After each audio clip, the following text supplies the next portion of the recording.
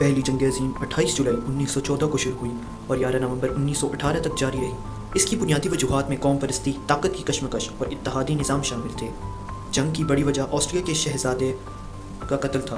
Austria کے شہزادے کو 28 جون 1914 میں قتل کیا گیا۔ یہ قتل سربیا کے قوم پرست گروہ بلیک ہینڈ کے ایک رکن نے کیا، جس نے آسٹریا کو مشتعل کر دیا۔ یورپ کے بڑے ممالک میں ایک نظام بن گیا تھا۔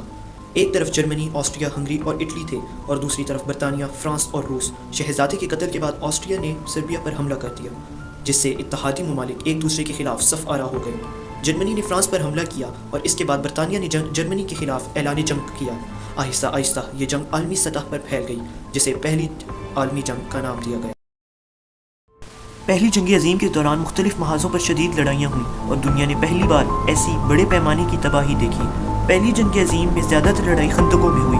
دونوں اطراف کی افواج نے زمین میں لمبی اور گہری خندقیں کھود دیں، جہاں سے وہ ایک دوسرے پر حملہ کرتے۔ یہ خندقیں مغربی محاذ میں فرانس اور بیلجیم کے علاقوں میں تھیں۔ اس طرز کی جنگ میں جمود اور لمبی لڑائیوں نے لاکھوں جانیں لے لیں۔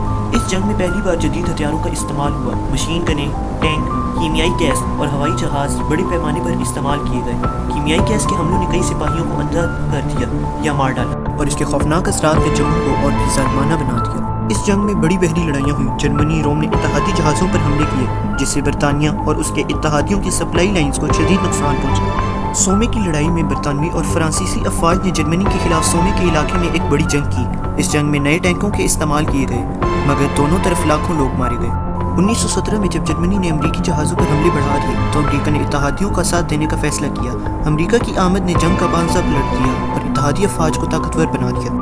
1917 میں روس میں ایک انقلاب آیا جس نے زار حکومت کو ختم کر دیا اور نئی حکومت نے اقتدار سنبھال لیا۔ اس کے بعد روس نے جرمنی کے ساتھ علیحدہ امن معاہدہ کیا اور جنگ سے دستبردار ہو گیا۔ پہلی جنگ عظیم کے دوران پیش آنے والے واقعات نے نہ صرف جنگ کا نتیجہ متاثر کیا، بلکہ مستقبل کی عالمی سیاست اور عالمی جنگ کی راہیں بھی ہموار کیں۔